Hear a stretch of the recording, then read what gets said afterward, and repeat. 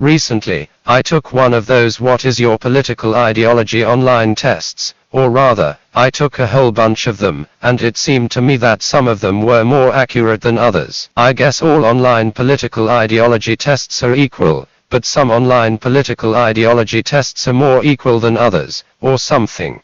Anyway, I've picked this one out because it seemed to be one of the more accurate ones. It's called "Your Political Belief is the World," and it's on the site gotoquiz.com in the political quizzes section. I'll go through it and show you kind of a reconstruction of me doing it, and then I'll show you the results I got at the end. Okay, so here it is, and first things first. Those of you with sharp eyes and sharp brains will have noticed that I've skipped over questions 1 and 2 and gone straight to question 3. This is because the first 2 questions were just about how old I am and whether I'm male or female. Nothing relevant to political ideology, but the first 2 questions of every single quiz on the site, it seems. Maybe they're gathering statistics about who's using the site. Anyway, question 3 here says, what kind of healthcare system do you feel is the best? State-run, free basic care for all. State-run, very good care for all. Payable, need to find your own insurance, or completely free. Well, in an ideal world, it would be completely free, wouldn't it? Unfortunately, however, we don't live in an ideal world. We live in the real world, which is some degree less than ideal in all manner of ways, and in this real, less than ideal world, completely free healthcare for all is a utopian pipe dream. Now, payable, need to find your own insurance, I believe is referring to the type of system that they have in America. Yeah, and what a complete afterbirth of a system that is. Exorbitant prices, insurance companies refusing to pay out when needed, finding any excuse not to. It's a mess. So, no, that option's out too. Give me state-run healthcare any day. In fact, I've been using state-run healthcare my entire life and it's done very well for me. So, of the 2 state-run options, well, I'd rather have very good care than just basic care, wouldn't you? And yes, I know that the taxes would probably be higher for very good state healthcare than they would for basic state healthcare, but I can live with that. In fact, if you think about it, that's kind of the whole point. Of course, ideally, you would have state-run healthcare as the default, with private healthcare there in addition to it as an alternative option for those who want and can afford it. That way, not only do patients get seen faster, but it also takes some of the strain off the state-run system. That wasn't an option here though. What form of government do you prefer? Judiciary, executive, legislative, a dictatorship, a monarchy, a parliamentary monarchy, direct decision-making by referendum? Okay, first of all, why would I want to live in a dictatorship? Who the hell chooses to live in a dictatorship? That's crazy. I don't think many people would choose to live in an absolute monarchy either, which seems to be what the option that simply says a monarchy is referring to, seeing as how the other monarchy option specifically says a parliamentary monarchy. Of the others, I picked a parliamentary monarchy, partly because that's what I actually live in and I like it that way, and partly because judiciary, executive, legislative I think would lead to the government becoming bloated and decision-making by referendum would be impractical. What is your belief about people keeping weapons at home? I guess, if they're someone who goes clay pigeon shooting or target shooting or something like that, and they have a gun of their own that they use, rather than just using the club's ones, then I suppose it's okay, although I'd rather they kept it in the garage or something and not in the house. You'd have to be damn careful who you let have them though. So, only under strict regulation. What sort of economy would you prefer? Free market, no regulations, free market, strict regulation, plainer economy, predefined quotas on production, there shouldn't be an economy or money at all. Well, obviously not the last one. That's just silly. I don't really know what a plainer economy is, but I didn't choose it because it said about quotas. I went for free market, strict regulation. We can't just have the market be a free for all. The big companies and corporations would fight dirty, so to speak, and squeeze out the small businesses. What kind of part should religion play in a society? None. It should be outlawed. It is purely for people comfort. It should guide a society with its beliefs and virtues. It should take ultimate control. Well, Again, the last option here is just plain silly. I have no desire to see the UK turned into a theocracy, thank you very much. I think that would be a very bad idea. Having said that, I don't think it should be outlawed. That's not necessary. In fact, many people take great solace from it during difficult times, so it definitely still has a role to play in society. It's purely for people's comfort though. You shouldn't need religion to teach you right from wrong. That's what parents, and to a certain extent also teachers, are for.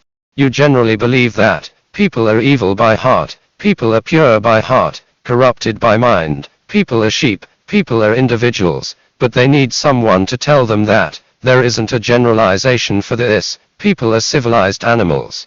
This is a bit of an awkward one because the options aren't all mutually exclusive. There's a certain amount of overlap. In fact, if you take out the option about there not being a generalization, pretty much any other two options apart from the first two could theoretically both be true simultaneously.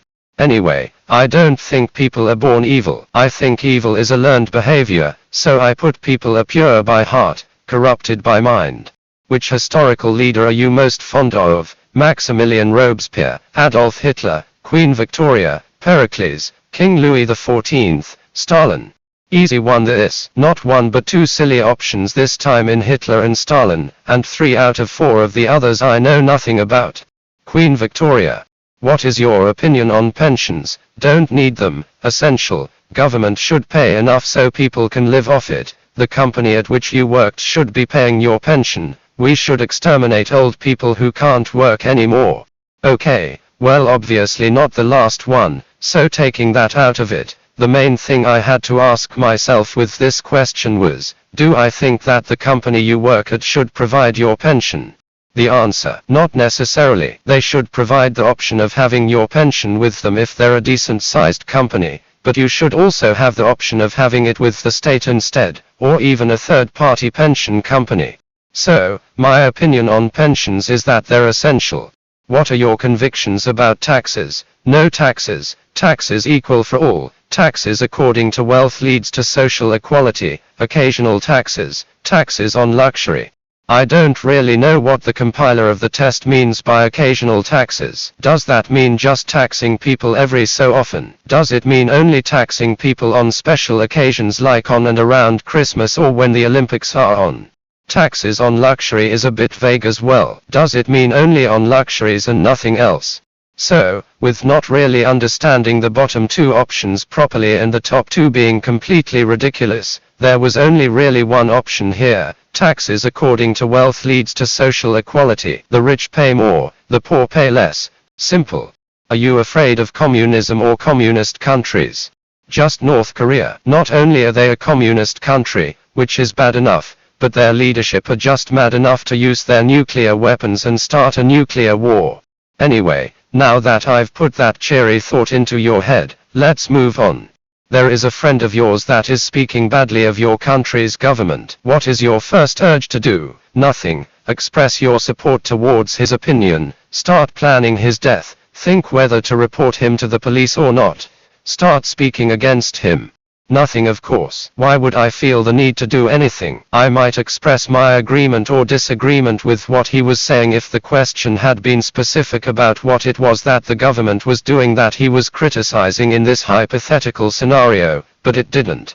As for the other two options, where do they think I live? Are we back to North Korea again?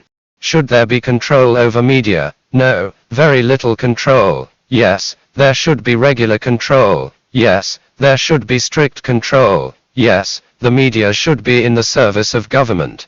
No, very little control. As long as the media stay within the law and don't defame anyone, then the government should leave them alone except to make sure that they stay impartial and truthful. Are you listening, BBC? How would you feel if your boss had a car that was just like yours? I'd feel strange. I'd feel fine. I'd feel happy. That'd be sad. That is just wrong. That'd be weird. Unless of course I had a particularly expensive car myself or I was working for a very small business of, say, less than 10 people, including the boss and myself. I'd feel strange. How do you feel about masses ruling?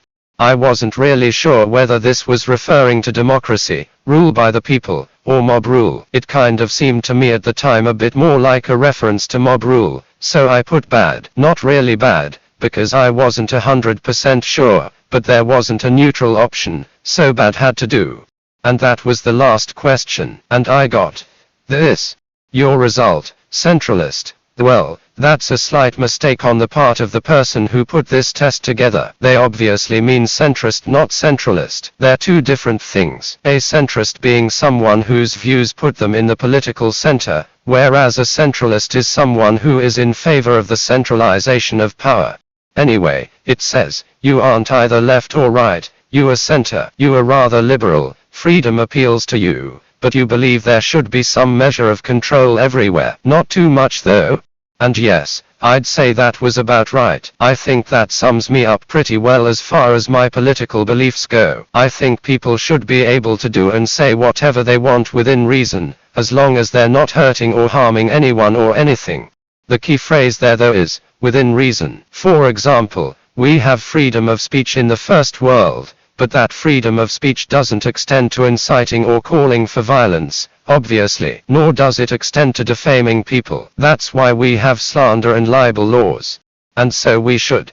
By the way, while I'm on the subject, it's worth pointing out that you should always remember that whilst you have freedom of speech, so does everybody else, and you don't have the right to use your own freedom of speech to try and take someone else's away.